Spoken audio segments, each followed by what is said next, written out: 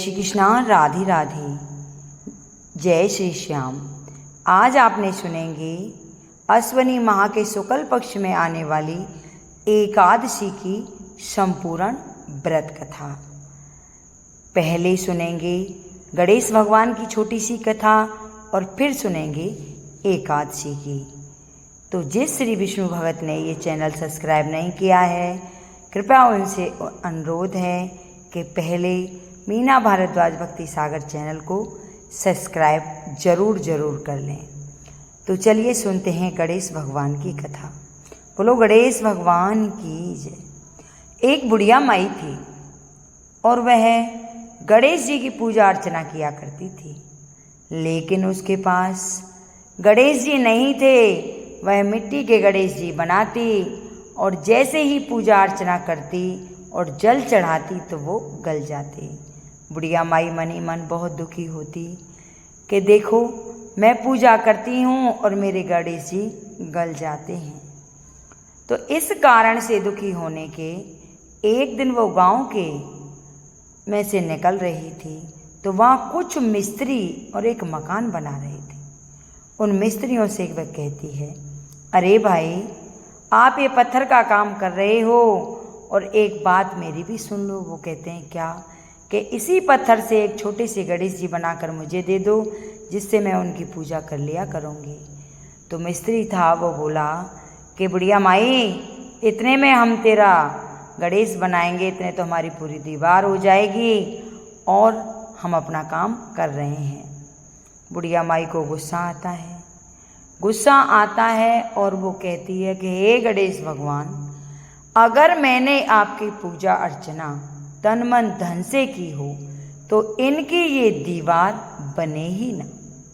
यह कहकर वो बुढ़िया माई वहाँ से चली जाती है।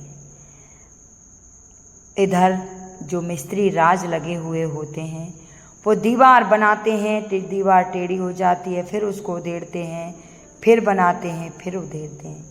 सारा दिन ऐसे ही उनका निकल जाता है। अब तो वो बहुत दुखी हो जाते हैं। इधर शाम को जो साहूकार होता है वह आता है और कहता है कि क्या हुआ, सारा दिन निकल गए, दीवार नहीं बनी। कि हम तो सुबह से इस दीवार में लगे हुए हैं, लेकिन ये दीवार बनी नहीं रही है।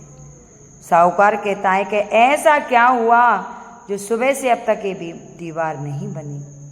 वह बोले कि एक बुढ़िया माई आई थी और हमसे उसने कहा कि मेरा गणेश जी बना दो पत्थर का। हमने मना कर दिया, तब से इसी दीवार में लगे हुए हैं। ये जब भी बनाते हैं टेढ़ी हो जाती है, फिर इसको उधेड़ते हैं। साहूकार कहता है वो बुढ़िया माई कौन थी? कि वो इसी गांव की बुढ़िया माई है, कि जाओ उसे बुला कर लाओ। बुढ़िया माई को बुलाया जाता है और साहूकार कहता है कि बुढ़िया माई, मैं तुझे ये तो पत्थर का गणेश जी के कह रही थी, मैं तुझे सोने के गणेश जी बनवा के दूंगा, लेकिन तू अपने गणेश जी से कह दे ये दीवार बन जाए। तो बुढ़िया माई कहती है कि मैंने इनसे कुछ मांगा थोड़े ना था, यही तो कहा था कि मैं अपने गणेश जी की पूजा करती हूँ, मेरे पास गणेश जी है नहीं, और जैसे ही मैं पूजा अर्चना करती हूँ मिट्टी के गणेश जी बनाती हूँ, जल अर्पित करती हूँ, वो गल जाते हैं। इन्होंने मना कर दिया। तो साहूकार कहता है कि बुढ़िया माई आप चिंता ना करो, मैं गणेश जी बनवा कर दूंगा। तो वह अपने गणेश भगवान से अरदास लगाती है, हे गणेश भगवान, अगर मैंने आपकी सच्चे तन मन धन से सेवा की हो तो इनकी ये दीवार सीधी हो जाए। इतना कहकर वह कहती है कि जाओ देख लो तुम्हारी दीवार सीधी है क्या। मिस्त्री वहाँ जाते हैं, देखते हैं दीवार सीधी है। अब तो वहाँ जय जयकार होने लगती है। साहूकार उसे सोने के गणेश जी बनवा कर देता है और उसी मंदिर में एक गणेश भगवान का मंदिर भी बनवाता है गांव में, और वहाँ गणेश जी की स्थापना करवाता है। सभी से कहता है कि सभी माता बहनें गणेश जी की पूजा अर्चना किया करें, जिससे उनकी सभी मनोकामना पूर्ण होगी। हे गणेश भगवान, जैसे आपने बुढ़िया माई के कारज सवारे उनकी मनोकामना पूर्ण की, वैसे ये मेरी कथा सुने हुंकारा भरे उन्हीं की मनोकामना पूर्ण करना। बोलिए गणेश भगवान की जय। अब सुनेंगे एकादशी व्रत कथा। अर्जुन कहने लगे कि हे जगदीश्वर, मैंने अश्वनी कृष्ण पक्ष की एकादशी अर्थात इंद्रा एकादशी का विस्तार पूर्वक वर्णन सुना है। अब आप कृपा करके मुझे अश्वनी कुमार माह के शुक्ल पक्ष की एकादशी के विषय में भी बतलाइए। इस एकादशी का क्या नाम है तथा इसके व्रत का क्या विधान है? इसका व्रत करने से किस फल की प्राप्ति होती है? कृपा करके यह सब मुझे विधि पूर्वक बतलाइए। तब भगवान श्री कृष्ण ने कहा कि हे कुंती नंदन, अश्वनी माह के शुक्ल पक्ष की एकादशी का नाम पापांकुशा एकादशी है। इसका व्रत करने से सभी पाप नष्ट हो जाते हैं तथा व्रत करने वाला अक्षय पुण्य का भागी होता है। अश्वनी शुक्ल पक्ष की एकादशी के दिन इच्छित फल की प्राप्ति के लिए भगवान विष्णु का पूजन करना चाहिए। इस पूजन के द्वारा मनुष्य को स्वर्ग लोक की प्राप्ति होती है। अर्जुन, जो मनुष्य कठिन तपस्या के द्वारा फल की प्राप्ति करते हैं वह फल इस एकादशी के दिन क्षीर सागर में शेष नाग पर शयन करने वाले भगवान विष्णु को नमस्कार कर देने से मिल जाता है और मनुष्यों को यम के दुख नहीं भोगने पड़ते। मनुष्यों को पापों से बचने का दृढ़ संकल्प करना चाहिए। तब भगवान विष्णु का ध्यान स्मरण किसी भी रूप में सुखदायक होता है, पाप नाशक है, परंतु पापांकुशा एकादशी के दिन प्रभु का स्मरण कीर्तन सभी कलेशों व पापों का शमन कर देता है। पापांकुशा एकादशी व्रत की कथा सुनाता हूँ, जो तुम ध्यानपूर्वक सुनो। प्राचीन समय में विंध्य पर्वत पर क्रोधन नामक एक बहेलिया रहता था। वह बड़ा ही क्रूर था। उसका सारा जीवन हिंसा, लूटपाट, मदपान और गलत संगति पाप कर्मों में बीता। जब उसका अंतिम समय आया तब यमराज के दूत बहेलिया को लेने आए और यमदूत ने बहेलिए से कहा कि कल तुम्हारे जीवन का अंतिम दिन है, हम तुम्हें कल लेने आएंगे। यह बात सुनकर बहेलिया बहुत भयभीत हो गया और महर्षि अंगिरा के आश्रम में पहुंचा और महर्षि अंगिरा के चरणों पर गिरकर प्रार्थना करने लगा कि हे ऋषिश्वर, मैंने जीवन भर पाप कर्म किए हैं, कृपा कर मुझे कोई ऐसा उपाय बतलाइए जिससे मेरे सारे पाप मिट जाएं और मोक्ष की प्राप्ति हो जाए। उसके निवेदन पर महर्षि अंगिरा ने उसे अश्वनी शुक्ल पक्ष की पापांकुशा एकादशी का विधि पूर्वक व्रत करने को कहा। महर्षि के कहे अनुसार उस बहेलिया ने यह व्रत किया और किए गए सारे पापों से छुटकारा पा लिया और इस व्रत पूजन के बल से भगवान की कृपा से वह विष्णु लोक को गया। जब यमराज के यमदूत ने इस चमत्कार को देखा तो वह बहेलिया को बिना लिए ही यमलोक वापस लौट गए और मन में विचार करने लगे कि एक एकादशी के पुण्य प्रताप से और एक बहेलिया इतना दुष्कर्म पापी था, उसे मुक्ति मिल गई। हे एकादशी महारानी, जैसे उस बहेलिया को मुक्ति दी वैसे ही सभी पर अपनी कृपा दृष्टि बना के रखना। अब सुनेंगे राजा अम्बरीश की कथा। राजा अम्बरीश भगवान श्री हरि के परम भक्त थे। वे पृथ्वी के सातों द्वीप, अचल संपत्ति और अतल ऐश्वर्य के शासक होने पर भी उन्हें समझते थे, क्योंकि वे जानते थे कि जिस धन वैभव के लोभ में पड़कर मनुष्य घोर नरक में जाता है वह केवल 4 दिन की चांदनी है। राजा अम्बरीश का भगवान श्री कृष्ण में और उनके प्रेमी साधुओं में परम प्रेमी था। उन्होंने अपने मन को श्री कृष्ण के चरणों में, वाणी को भगवान के गुणों का गान करने में, हाथों को श्री हरि के मंदिर मार्जन में और अपने कानों को भगवान की मंगलमय कथाओं के श्रवण में लगा रखा था। उन्होंने अपने नेत्रों को श्री हरि के विग्रह में, मंदिरों के दर्शनों में, नासिका को उनके चरण कमलों पर चढ़ी हुई श्रीमती तुलसी के दिव्य गंध में और जिह्वा रसपान को भगवान के प्रति अर्पित नैवेद्य प्रकाश कर रखा था। तो एक बार उन्होंने अपनी पत्नी के साथ भगवान श्री हरि की आराधना करने के लिए 1 वर्ष तक द्वादशी प्रधान एकादशी व्रत करने का नियम ग्रहण किया। व्रत की समाप्ति होने पर कार्तिक महीने में उन्होंने 3 रात तक उपवास किया और एक दिन यमुना जी में स्नान करके भगवान श्री कृष्ण की पूजा की। तत्पश्चात पहले ब्राह्मणों को स्वादिष्ट और अत्यंत गुणकारी भोजन कराया। उन लोगों के घर 60 करोड़ गौएं सुसज्जित करके भेज दी। जब ब्राह्मणों को सब कुछ मिल चुका था, तब राजा ने उन लोगों से आज्ञा लेकर व्रत का पारायण करने की तैयारी की। उसी समय सांप और वरदान देने में असमर्थ स्वयं दुर्वासा जी भी उनके यहाँ अतिथि के रूप में पधारे। राजा अम्बरीश उन्हें देखते ही उठकर खड़े हो गए, आसन देकर बैठाया और विधिवत सामग्रियों से उनके चरणों में प्रणाम करके भोजन के लिए प्रार्थना की। दुर्वासा जी ने राजा अम्बरीश की प्रार्थना स्वीकार कर ली और उनके बाद आवश्यक कर्मों से निवृत्त होने के लिए वे नंदी तट पर चले गए। वे ब्रह्मा का ध्यान करते हुए यमुना के पवित्र जल में स्नान करने लगे। इधर द्वादशी केवल घड़ी भर शेष रह गई थी। धर्मज्ञ अम्बरीश ने धर्म संकट में पड़कर ब्राह्मणों के साथ परामर्श किया। उन्होंने कहा कि ब्राह्मण देवताओं, ब्राह्मणों को बिना भोजन कराए स्वयं खा लेना और द्वादशी रहते पारायण ना करना दोनों ही दोष हैं। इसलिए इस समय जैसा करने से मेरी भलाई हो और मुझे पाप ना लगे, ऐसा काम करना चाहिए।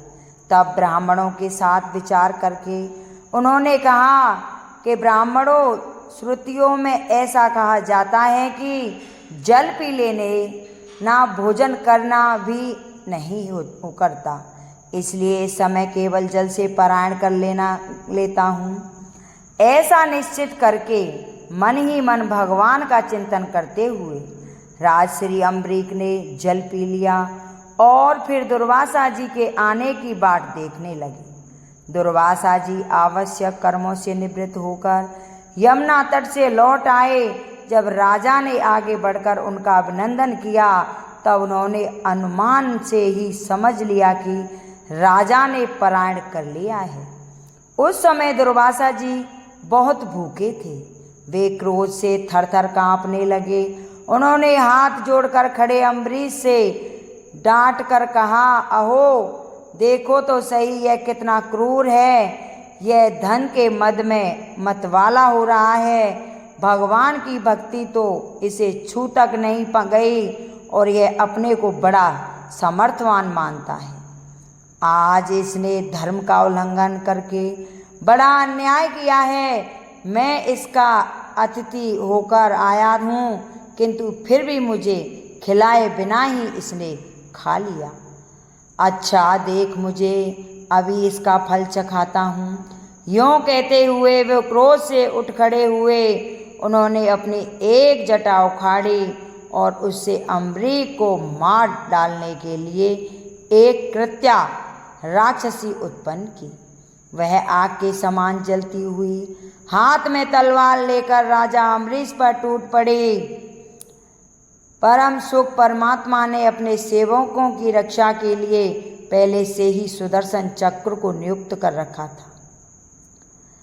जैसे आक्रोश से गुजरते हुए सांप को भस्म कर देती है, वैसे ही चक्र ने दुर्वासा जी की कृत्या को जलाकर ढेर कर दिया।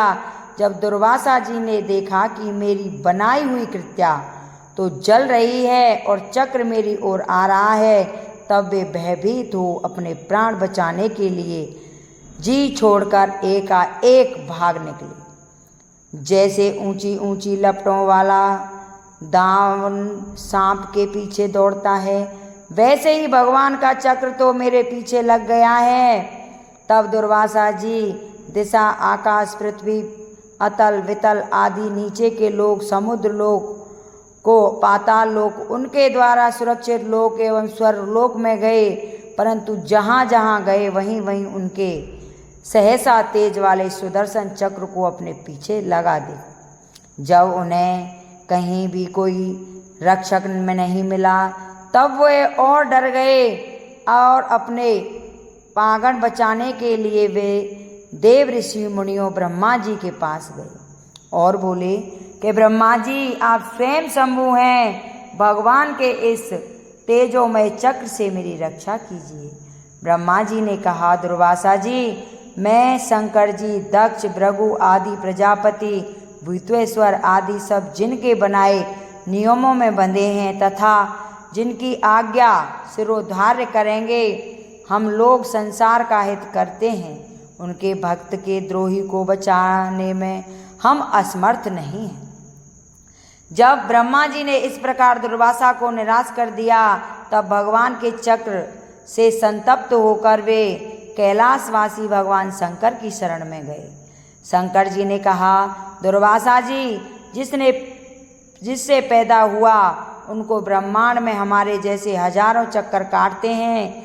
यह चक्र उन्हीं विश्वेश्वर का अस्त्र है, यह हम लोगों के लिए असह्य है, तुम उन्हीं की शरण में जाओ, वे भगवान ही तुम्हारा मंगल करेंगे।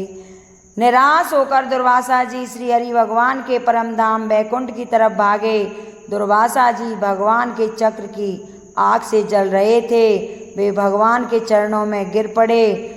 उन्होंने कहा कि हे अच्युत्य, हे अनंत, आप संतों के एकमात्र इच्छित हैं। हे प्रभु, संपूर्ण जगत के जीवन दाता, मैं अपराधी हूँ, आप मेरी रक्षा कीजिए। आपका परम प्रभाव न जानने के कारण ही मैंने आपके प्यारे भक्त का अपराध किया है, प्रभु आप मुझे बचाइए। तब श्री भगवान ने कहा, हे दुर्वासा जी, मैं सर्वथा भक्तों के अधीन हूँ, मुझ में तनिक भी स्वतंत्रता नहीं है। जो भक्त स्त्री, पुत्र, गृह, गुरुजन, प्राण, धन, इल्ह और परलोक सबको छोड़कर केवल मेरी शरण में आ गए हैं, उन्हें छोड़ने का संकल्प भी मैं कैसे कर सकता हूँ? इसमें संदेह नहीं है। ब्राह्मणों के लिए तपस्या और विद्या परम कल्याण का साधन है, परंतु यदि ब्राह्मण उद्दंड और अन्यायी हो जाए तो वे ही दोनों उल्टा फल देते हैं। दुर्वासा जी सुनिए, मैं आपको एक उपाय बताता हूँ जिसका अनिष्ट करने से आपका इस विपत्ति में आना पड़ा है। आप उसी के पास जाइए, उनसे क्षमा मांगिए, तब आपको शांति मिलेगी। सुदर्शन चक्र की ज्वाला से जलते हुए दुर्वासा लौटकर राजा अम्बरीश के पास आ गए और उन्होंने अत्यंत दुखी होकर राजा के पैर पकड़ लिए। दुर्वासा जी की यह चेष्टा देखकर और उनके चरण पकड़ने से लज्जित होकर राजा अम्बरीश भगवान के चक्र की स्तुति करने लगे। अम्बरीश ने कहा, प्रभु सुदर्शन, आप अग्नि रूप हैं, भगवान के प्यारे हजारों दांत वाले चक्र देव, मैं आपको नमस्कार करता हूँ। समस्त अस्त्र शस्त्र को नष्ट कर देने वाले एवं पृथ्वी के रक्षक, मैं आपको नमस्कार करता हूँ। आप इस ब्राह्मण की रक्षा कीजिए, आप कृपा करके हमारे कुल के भाग्योदय के लिए दुर्वासा जी का कल्याण कीजिए। हमारे ऊपर यह आपका महान अनुग्रह होगा। यदि मैंने कुछ भी दान किया हो, यज्ञ किया हो अथवा अपने धर्म का पालन किया हो, यदि हमारे वंश के लोग ब्राह्मणों को ही अपना आराध्य देव समझते रहे हो, तो दुर्वासा जी की जलन मिट जाए। भगवान समस्त गुणों के एक मंत्र आश्रय स्थल हैं। यदि मैंने समस्त प्राणियों के आत्मा के रूप में उन्हें देखा हो और वे मुझ पर प्रसन्न हो, तो दुर्वासा जी के हृदय की सारी जलन मिट जाए। जब राजा अम्बरीक ने दुर्वासा जी को सब ओर से जलाने वाले भगवान के सुदर्शन चक्र की इस प्रकार स्तुति की, तब उनकी प्रार्थना से उस चक्र शांत हो गया। तब दुर्वासा चक्र की आग से मुक्त हो गए और उनका चित्त स्वस्थ हो गया। तब वे राजा अम्बरीक को अनेक उत्तम आशीर्वाद देते हुए उनकी प्रशंसा करने लगे। दुर्वासा जी ने कहा, धन्य है, आज मैंने भगवान के प्रेमी भक्त का महत्व देखा है। राजन, मैंने आपका अपराध किया, फिर भी आप मेरे लिए मंगल कामना कर रहे हैं। महाराज अम्बरीक, आपका हृदय करुणा भाव से परिपूर्ण है। आपने मेरे ऊपर महान अनुग्रह किया है। अहो, आपने मेरे अपराध भूलकर मेरी रक्षा की है। जिससे दुर्वासा जी चक्र से जीवन रक्षा के लिए भाग रहे थे, तब से राजा अम्बरीक ने भोजन नहीं किया था। वे दुर्वासा जी के लौटने की बाट देख रहे थे। अब उन्होंने दुर्वासा जी के चरण पकड़ लिए और उन्हें प्रसन्न करके विधि पूर्वक भोजन कराया। दुर्वासा जी ने बहुत ही संतुष्ट होकर राजा अम्बरीक के गुणों की प्रशंसा की और उसके बाद उनसे अनुमति लेकर आकाश मार्ग से प्रस्थान किया। जब सुदर्शन चक्र से भयभीत होकर दुर्वासा जी भाग रहे थे, तब से लेकर उनके लौटने तक 1 वर्ष का समय बीत गया था। इतने दिनों तक राजा अम्बरीक उनके दर्शन की आकांक्षा से केवल जल पीकर रहे। दुर्वासा जी के जाने के बाद उनके भोजन से बचे हुए अत्यंत पवित्र अन्न को राजा ने सह परिवार ग्रहण किया। कुछ वर्ष बीतने पर राजा अम्बरीक ने अपने ही समान भक्त पुत्रों पर राज्य का भार छोड़ दिया और स्वयं वन में चले गए। वहाँ वे बड़ी धीरता के साथ आत्मस्वरूप भगवान में अपना मन लगाकर गुणों के प्रभाव रूपी संसार से मुक्त हो गए। बोलिए विष्णु भगवान की जय। बोलिए काशी महारानी की जय। हे विष्णु भगवान, हे काशी महारानी, जैसे आपने राजा अम्बरीक के ऊपर कृपा करी, वैसे ही जो मेरी कथा सुने और हुंकारा भरे, उनकी सभी मनोकामना पूर्ण करना। बोलो काशी महारानी की जय। अगर ये मेरी कथा किसी को अच्छी लगी हो तो इसे लाइक करें, शेयर करें, सब्सक्राइब करें और कमेंट बॉक्स में जय काशी माता की जरूर लिखें।